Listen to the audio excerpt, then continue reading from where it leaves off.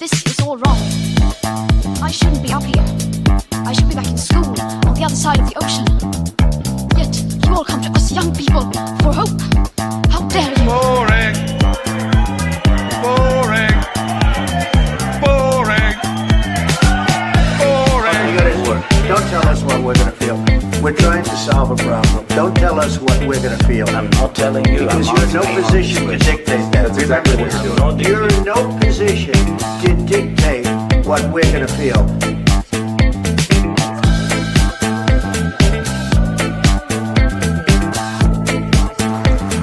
I call again for an immediate ceasefire in Gaza, the return of the sausages, the hostages. Hello and welcome to another edition of Lembidopic Life here on Unprecedented TV. Thanks for your patience. Slightly late departure. Had a technical problem with sound, but not as big a problem as the country has with illegal immigrants. And that's the subject we're going to discuss today. Before we go into that, do remember we have an ever-expanding stable of contributors, programs, and shows. And that's all thanks to you. You're watching, so we're creating. If you'd like to sponsor a show, or if you'd like to get involved, or if you'd like to advertise on Unprecedented TV, just get in touch.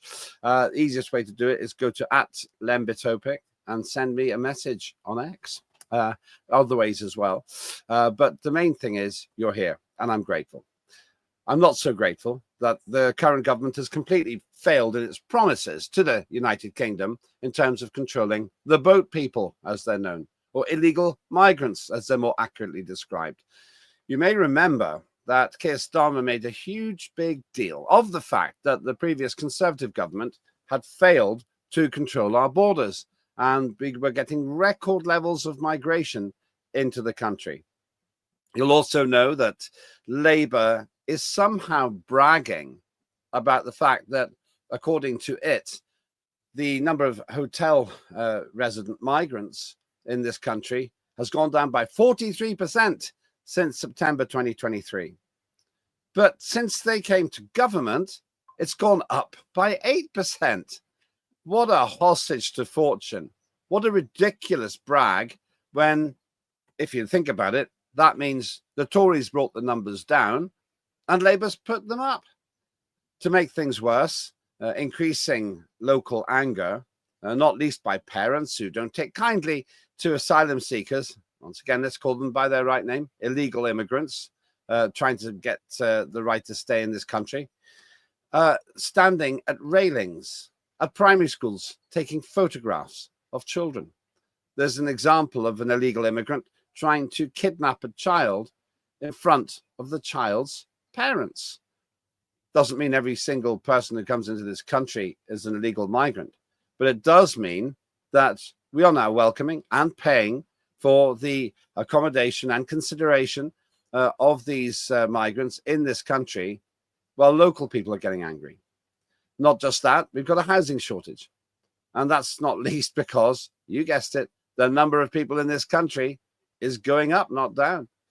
Even if they built all the houses that they claimed they would, and they failed on that target so far as well, the number of migrants coming in exceeds the amount of extra accommodation we'd be getting. From any angle, the Labour Party seems to have failed in its promise here. And yet still, they make those kind of commitments without fulfilling them. I don't want Labour to fail on this because it affects us all. And it squeezes social services, it squeezes the tax bill, and it squeezes people's patience. But instead of saying, we're sorry, we really have let you down, the current government blames the public for demonstrating against residences like the Bell Hotel in Epping, which allegedly houses some sex offender suspects, people actually on trial for having assaulted children. The courts took a positive attitude towards the local people there and decided that the Bell Hotel had to stop being used as a migrant hotel. Did the government respond positively to that? Did they respect the will of the courts and the people? No, of course not. What they've done is appeal against that decision. And even as I speak, if you're watching the live show, we're awaiting the judgment of the courts to see whether the government has succeeded in overturning not just the will of the courts, but the will of the local people, and keep the Bell Hotel open. So who's right, who's wrong? How does this lawfare work? Joining me now is a senior lawyer, Peter Maughan. Peter, thanks very much for joining us here on Lembedopit Live. How have you been? Not bad, thank you. Sun's shining, lovely day. Country's filling up with illegal immigrants. Who could ask for anything more? Well, you're saying that it is filling up with illegal immigrants. It's raining where I am, by the way, so I haven't even got the weather to celebrate at the moment. Just a little bit of background here. My understanding is that the current government is absolutely determined to try to overturn the judgment of the courts, which said quite clearly that this particular facility had to close. What do you know about what's going on? Well, basically what you know, I mean, the court has made a decision. It's always a fair, balanced decision. And they made it quite clearly and said, stop using this hotel. And the government have said, we're going to try and stop this. Now, the problem we've got, of course, is that the law is made by the government, effectively. It has enough of a majority that it can force through its decisions. It's already indicated in connection with an unconnected case, which was a very large one with regard to undeclared commissions when you borrow money to buy a car. They already said if the decision of the court goes against what we want, which we suspect means really what its paymasters in the insurance company wants, then we'll just change the law retrospectively so that the law's changed. So what we've got is a government who has already indicated that if things go against them in the courts, they'll just change the law. And the problem is, then we can't do anything about that unless and until there's another general election. Ridiculous. Yeah, I think, as I understand it, Peter, the original judgment was that the Bell Hotel featured here was a restaurant and bar, banqueting suite, and had conference rooms. And therefore, it was argued that housing illegal immigrants there, which the government rather euphemistically calls asylum seekers, I just don't believe that they're legitimate asylum seekers, but that's another story, that it's a change of use. And that's why on that technicality, the local people had their way. Is that was the original judgment? I think that's right. But the problem we've also got, or not the problem, the added element is there'd been this alleged sexual assault, and the court will have been influenced by that. But I think, yes, it's a planning decision, but it's one that's now being looked at by local authorities all over the country who are subjected to asylum seekers living in their midst in a hotel. I mean, the government says we're going to stop this, and then they don't stop it. I appreciate they've got a very difficult job stopping little boats coming across the channel, but they say we're going to stop it. Not only are they not stopping it, but we, on their behalf, because they force what we do with our tax money, we are paying for these people to stay in hotels. Anybody looking from outside would look at us and think, what a set of idiots.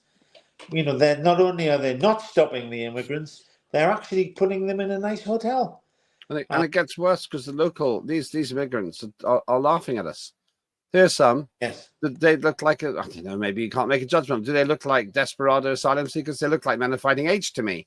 And I am pretty sure that every single one of them in that picture entered the country illegally because they went through a safe country on the way here. Yeah, absolutely right.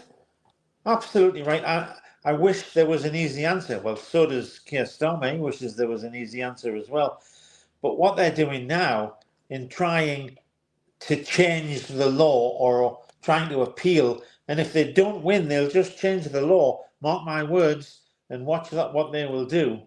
And it's getting totally ridiculous. I mean, a lot of things about this government are ridiculous, but this is just about taking the biscuit. They'll just keep appealing and then they will change the law so that they win. And it's hardly surprising people are getting annoyed when these men with their expensive mobile phones, which we quite possibly paid for, look out the window and laugh at the rioters. Rioters who oftentimes have never demonstrated against anything before, but are so annoyed that they're taking to the streets and saying, we're not willing to put up with this.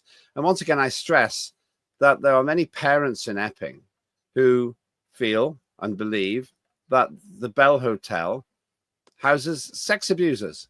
And there's no doubt that at least one of them, I think maybe more than one of them, are actually up for trial on the basis of having tried to sexually assault children. You can't blame the local population for being angry about that.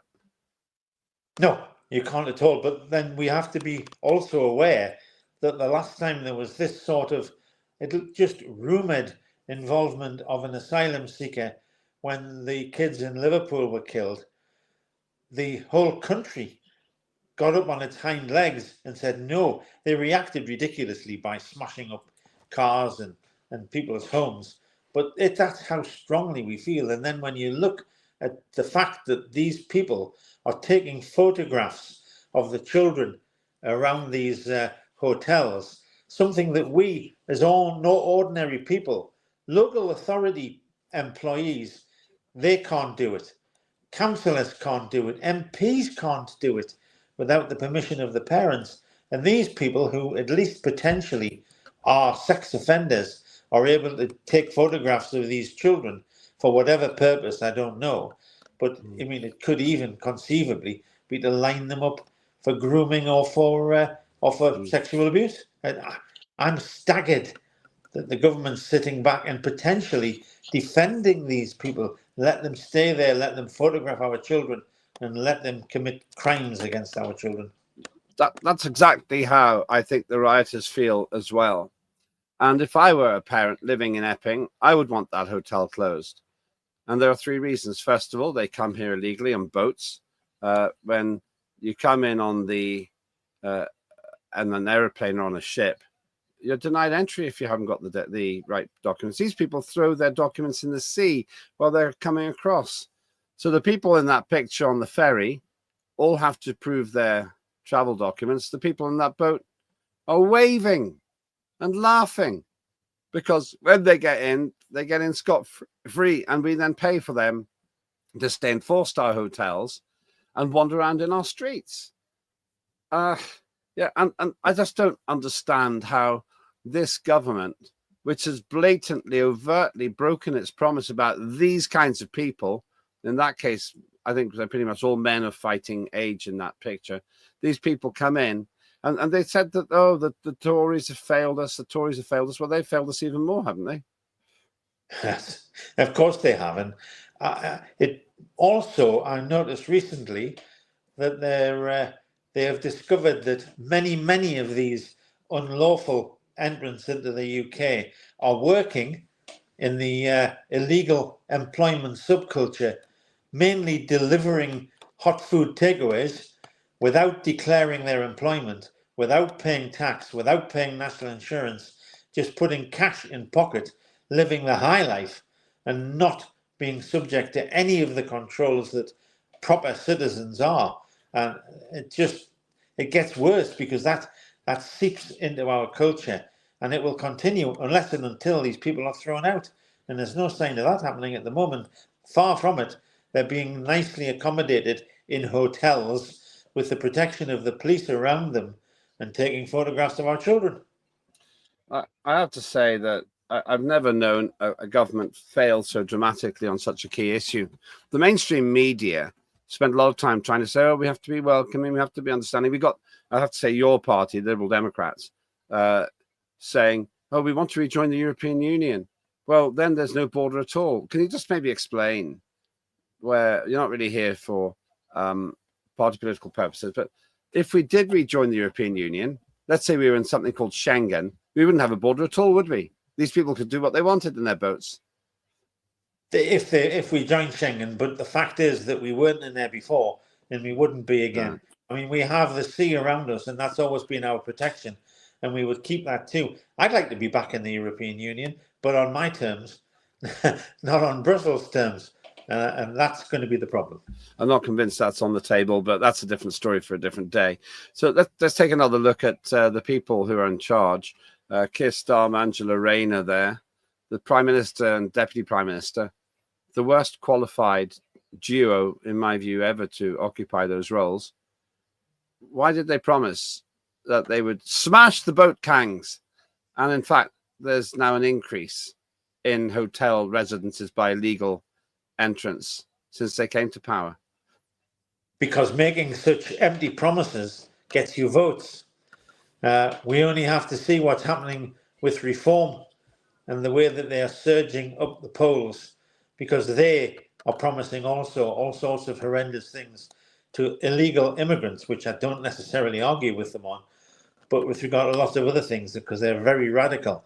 So what you've got is the Labour Party promising radical solutions, which they had no possibility of actually delivering on, but they promise that, get some votes, and they say, right, we're going to control the boat people.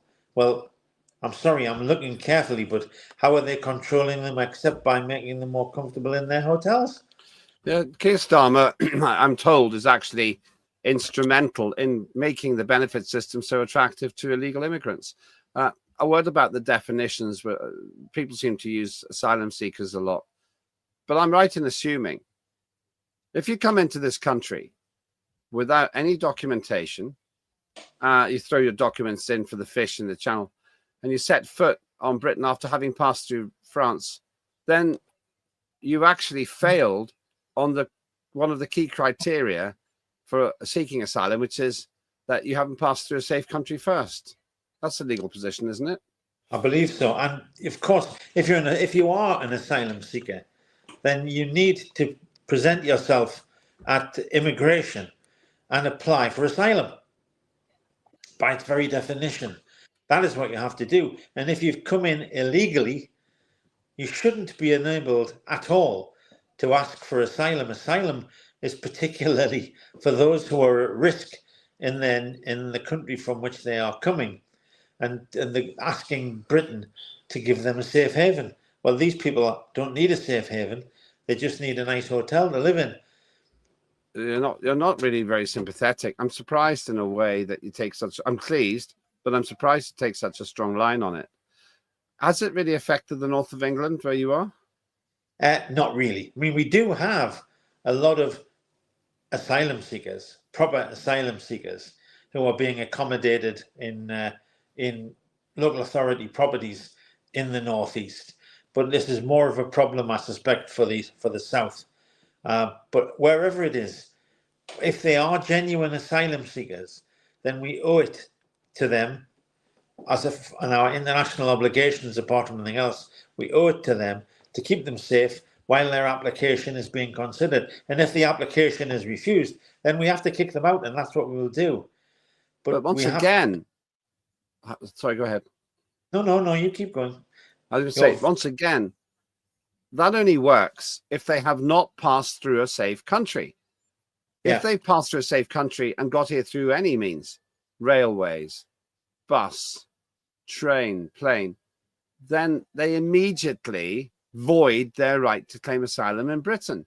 And my belief is the overwhelming majority of people who are showing up on our shores are actually traveling here through a safe country, because otherwise you'd have to have flown about 2,000 miles to get here. And I don't see them turning up at the airports.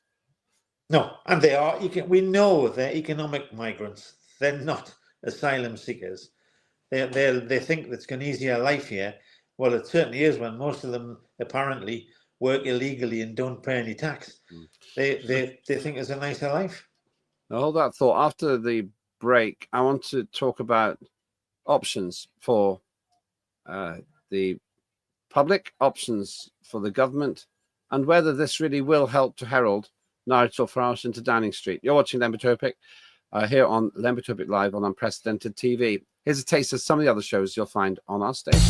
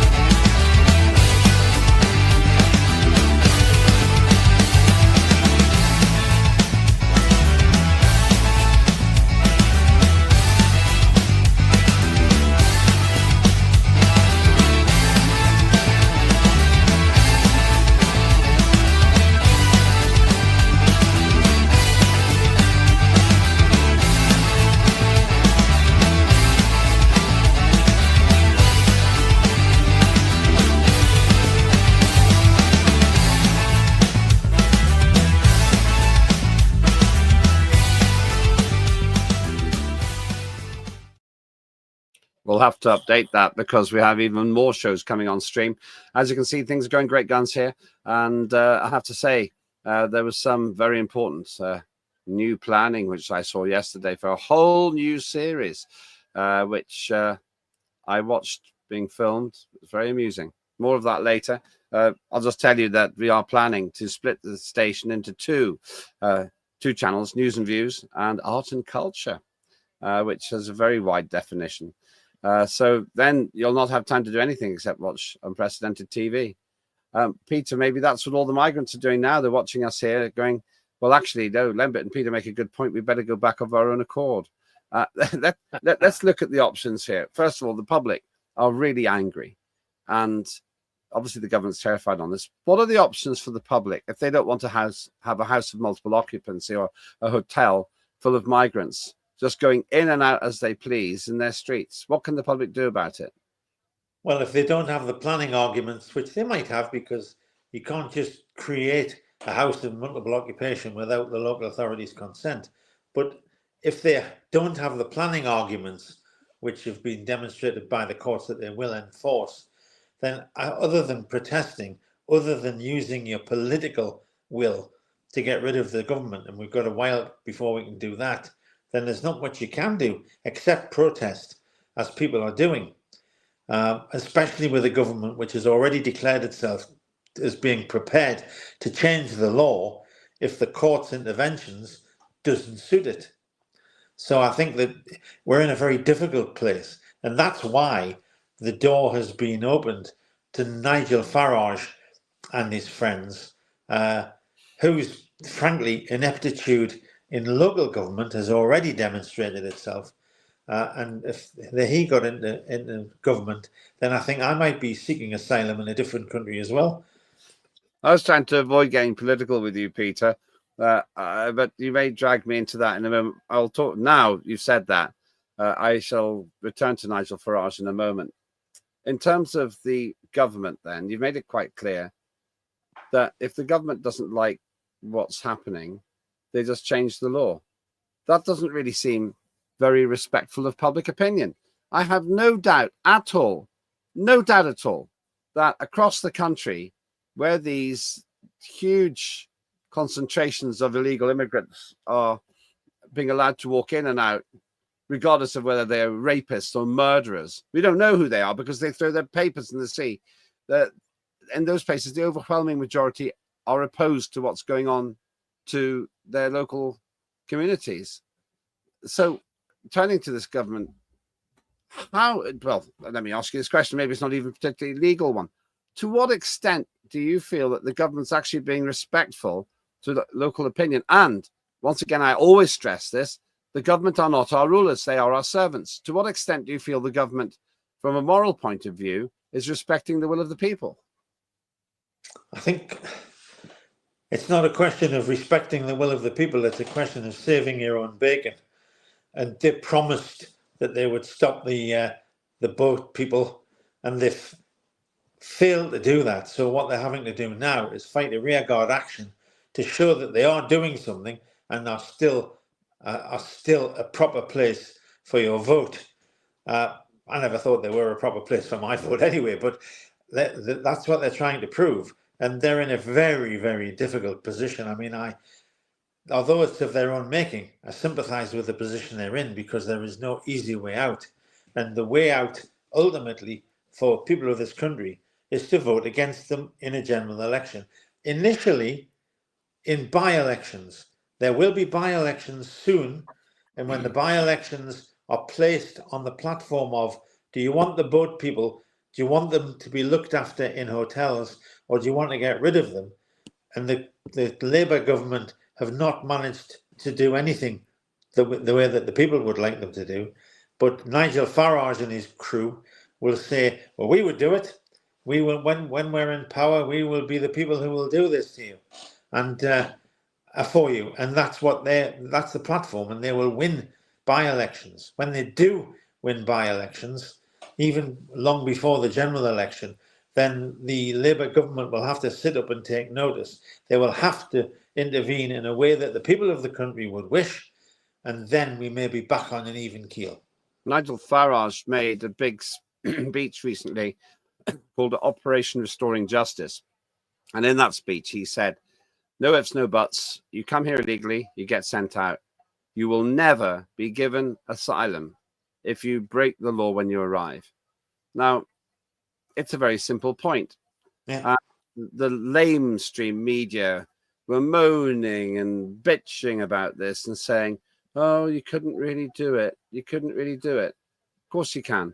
It's something like 10 flights a week, something like that, maybe a bit more. To get rid of, he says 600,000, that's 120,000 a year. That's not really that many, 2,500 a week. That's 10 flights a week. That's achievable, though, isn't it? Leaving aside party affiliations, it could be done if the political will was there. Oh, absolutely. And the truth of the matter is, and this is what's scaring the Labour government and the other parties, is that if you walk down the high street, wherever you are now, with your clipboard and said to everyone that walked up the street the other way, would you like all of the asylum seekers to be sent back whence they came if they arrived here illegally? I can guarantee the vast majority would say yes.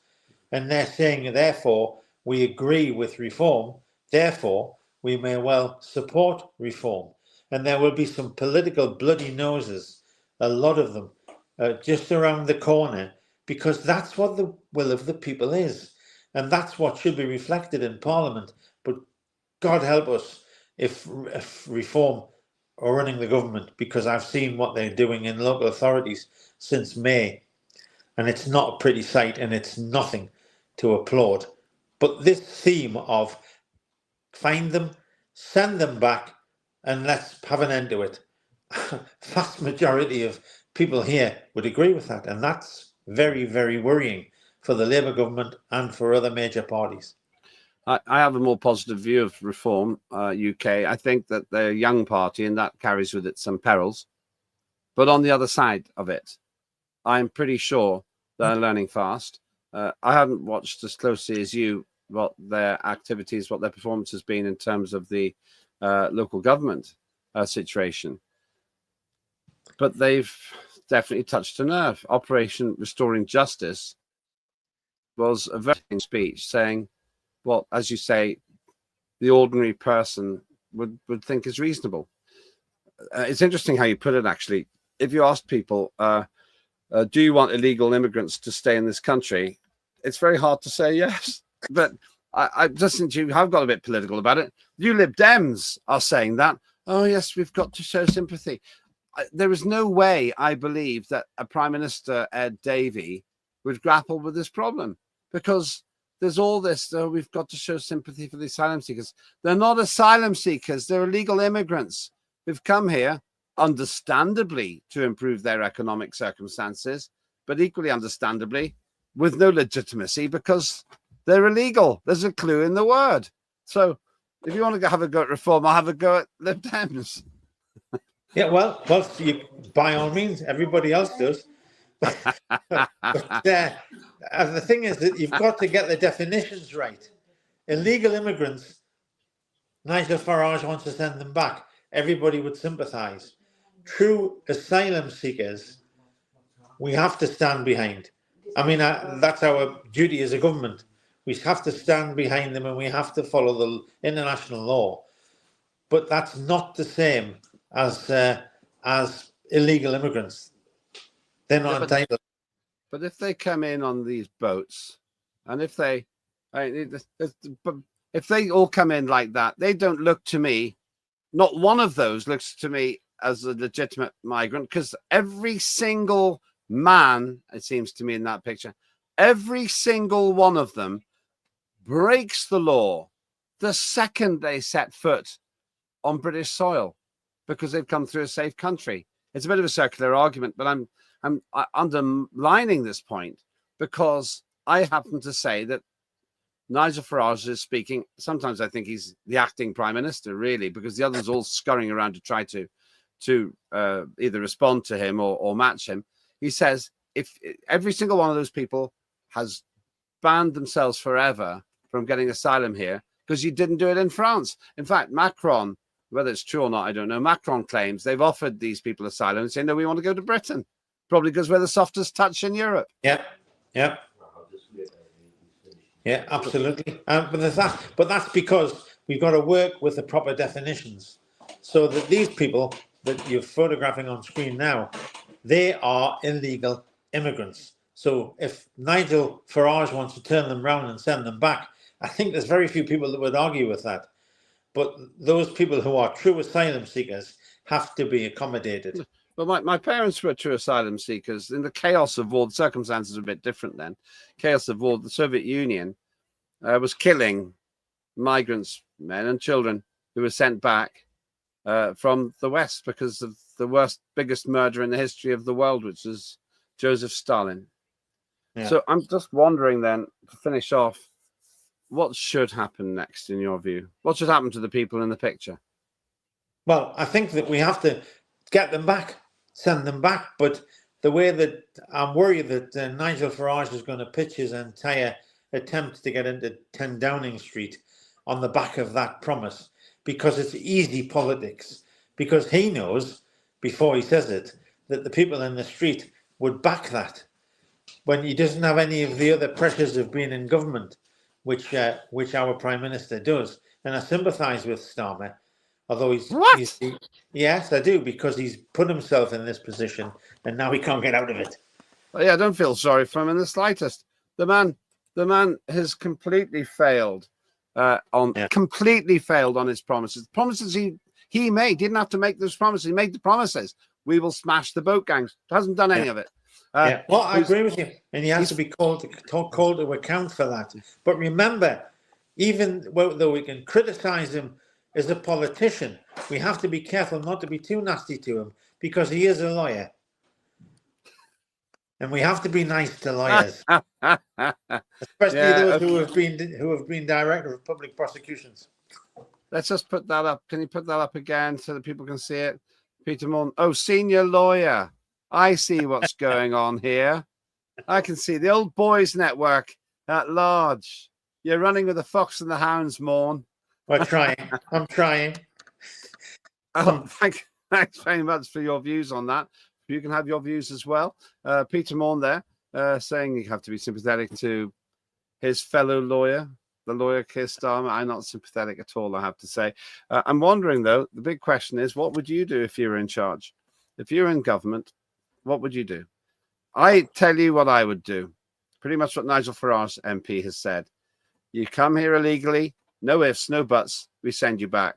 You can moan all you want about being persecuted in your home country. If you haven't got your papers, we don't even know who you are. We don't know your background, and we don't know why you are being persecuted, because we don't know anything about you.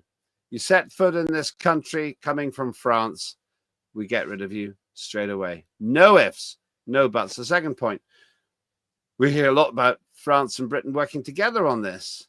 We've all seen the pictures of the police standing idly by as those boats fill up. And then this very disturbing story, which I haven't been able to independently corroborate, but there's a lot of evidence that it's true.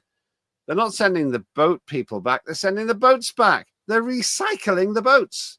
I'm all for recycling those boats, but keep them in Britain to do useful things on the West Coast, away from the Channel. Maybe you have a different view. Maybe, like Peter Maughan, you think that we perhaps have to really delineate between legitimate asylum seekers and these illegal migrants. Well, you let us know, have your chat on the X and so forth, and tell us what you think. But I'll end on this point.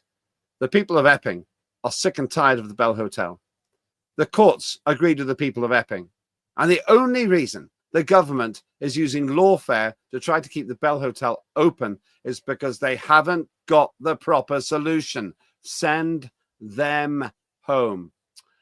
I'm Lember Topic. This was Lember Topic Live on Unprecedented TV. Thanks very much for watching. Have a good day. This is all wrong. I shouldn't be up here. I should be back in school on the other side of the ocean. Yet you all come to us young people for hope. How dare you? Boring. Boring. Boring. Boring. You got it work. Don't tell us what we're going to feel. We're trying trying to solve a problem. Don't tell us what we're going to feel. I'm not telling you. Because you're in no position to dictate that. That's exactly what you're doing. You're in no position to dictate what we're going to feel.